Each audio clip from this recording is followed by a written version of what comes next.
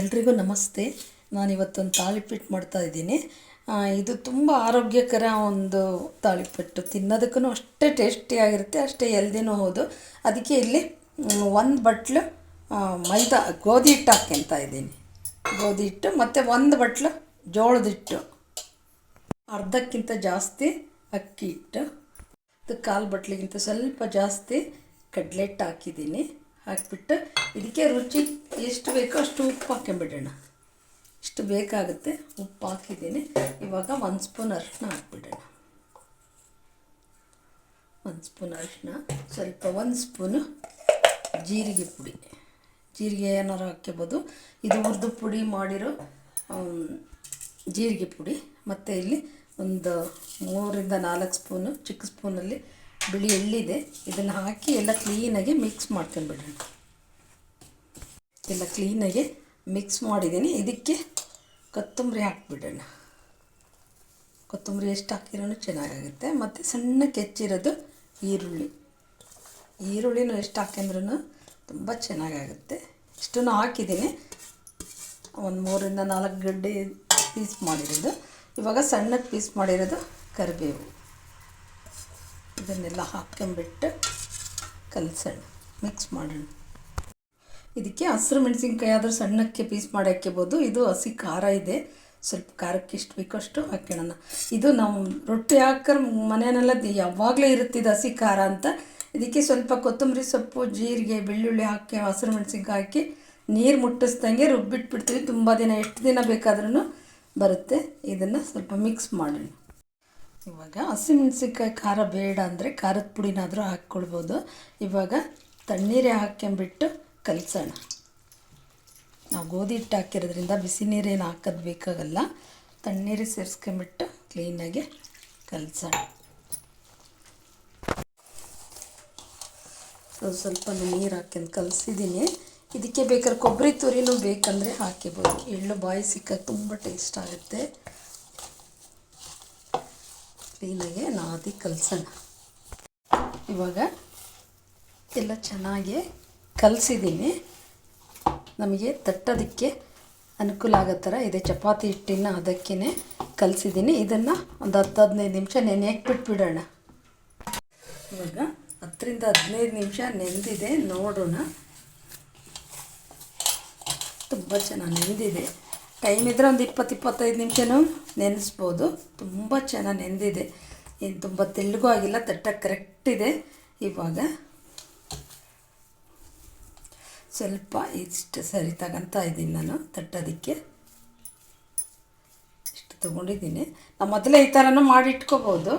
ಹಾಗೇನು ಒಂದೊಂದು ತಗೊಂಡು ಇವಾಗ ಒಂದು ಕವರಿಗೆ ಸ್ವಲ್ಪ ಎಣ್ಣೆ ಹಾಕ್ಕೊಂಬಿಡೋಣ.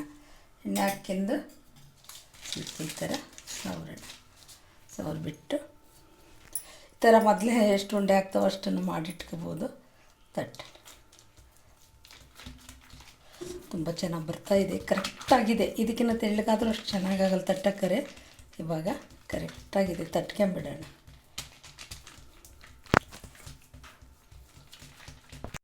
ಇವಾಗ ನಾವು ಎಷ್ಟು ತೆಳ್ಳು ಬೇಕಾದ್ರೂ ತಟ್ಕೋಬೋದು. ಹಂಚು ಮೇಲೆ ಹಾಕೋಕ್ಕೆಲ್ಲ ಸರಿ ಹೋಗಲ್ಲ ಅಂತ ಸಾಕು ನಾನು ಇಲಿ ಬಿಟ್ಟಿದ್ದೀನಿ. ಸ್ವಲ್ಪ ಈ ಥರ ಓಲ್ ಬೇಕಾದ್ರೆ ಮಾಡ್ಕೋಬೋದು, ಇಲ್ಲಾಂದರೆ ಹಾಗೇನೋ ಬೇಯಿಸ್ಬೋದು. ಇವಾಗ ಹಂಚು ಕಾದಿದೆ ನಮಗೆ. ಇವಾಗ ಹಂಚು ಕಾದಿದೆ, ಸ್ವಲ್ಪ ಎಣ್ಣೆ ಹಾಕೋಣ. ತುಂಬಾ ಎಣ್ಣೆ ಉಪಯೋಗಿಸಿ ಮಾಡಬೇಕು ಅಂತ ಏನಿಲ್ಲ. ಇದು ಕವರಲ್ಲಿರೋದನ್ನು ಹೀಗೇ ತೆಕ್ಕೊಂಬಿಡೋಣ. ನಾವೇನು ತಟ್ಟೊಳಗೆ ಮಾಡ್ತೀವಲ್ಲ ಆ ಥರ ಇದೆ. ತುಂಬ ಈಸಿಯಾಗಿ ತುಂಬ ಚೆನ್ನಾಗಿ ಬರುತ್ತೆ. ಹಾಕೋಣ ಸ್ವಲ್ಪ ಮೇಲೂ ಇದು. ಇವಾಗ ಮುಚ್ಚಿಬಿಡೋಣ. ಅಷ್ಟೊತ್ತಿಗೆ ಇನ್ನೊಂದು ತಟ್ಕೊಳ್ಳೋಣ. ತುಂಬ ಚೆನ್ನಾಗಿ ಬರ್ತವೆ. ಮೇಲೊಂದು ಕವರ್ ಹಾಕ್ಬಿಟ್ರಂತೂ ತುಂಬ ಚೆನ್ನಾಗಿ ಉದ್ದಕ್ಕೂ ಬರ್ತವೆ. ಯಾರು ಬೇಕಾದ್ರೂ ಮಾಡ್ಬೋದು. ಎಷ್ಟು ತೆಳ್ಳು ಬೇಕಾದ್ರೂ ತಟ್ಕೋಬೋದು. ಇದು ತಾಲಿಪೀಠ ಅಂದರೆ ನಮ್ಮ ತಾಲಿ ಅಂದರೆ ಕೈಯೇ, ತಟ್ಟೋದು. ಫೀಟ್ ಅಂದರೆ ತಟ್ಟೋದು. ಇದು ಅರ್ಥನೇ ಅದು.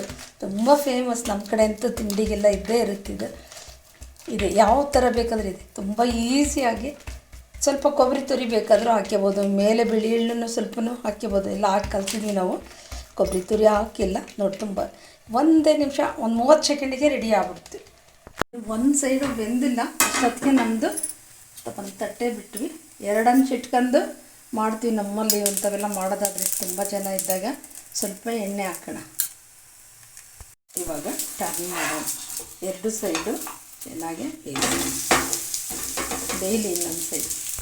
ಇದು ಎಷ್ಟು ತೆಳ್ಳು ಬೇಕಾದ್ರೂ ಇದು ತುಂಬ ಈಸಿಯಾಗಿ ತಟ್ಕೋಬೋದು. ನಾವು 2 ಅಂಚು ಇಟ್ಕೊಂಡು ಮಾಡ್ತೀವಿ ಈ ಥರ ತಾಲಿಪೀಠ ಏನಾರು ಮಾಡೋದಾದರೆ. ಇವಾಗ 2 ಸೈಡು ಬೆಂದಿದೆ, ತೆಕ್ಕೊಂಬಿಡೋಣ. ಸ್ವಲ್ಪ ಒತ್ತಿ ಬೇಯಿಸ್ಬೇಕಾಗತ್ತೆ. ನಮಗೆ ರೋಸ್ಟ್ ಬೇಕಂದ್ರೂ ಮಾಡ್ಕೋಬೋದು. ಇದೆ ಈ ಥರ 2 ಸೈಡ್ ಬೆಂದಿದೆ, ತೆಕ್ಕೊಂಬಿಡೋಣ. ಇದೇ ಥರ ಎಲ್ಲವೂ ನಾವು ಎಣ್ಣೆ ಹಚ್ಚಿ ತಟ್ಟಿರೋದ್ರಿಂದ ಮತ್ತು ಹಂಚಿಗೆ ಎಣ್ಣೆ ಹಾಕೋದೇನು ಬೇಡ. ಎಣ್ಣೆ ಜಾಸ್ತಿ ಸ್ವಲ್ಪ ಇಷ್ಟಪಡೋರು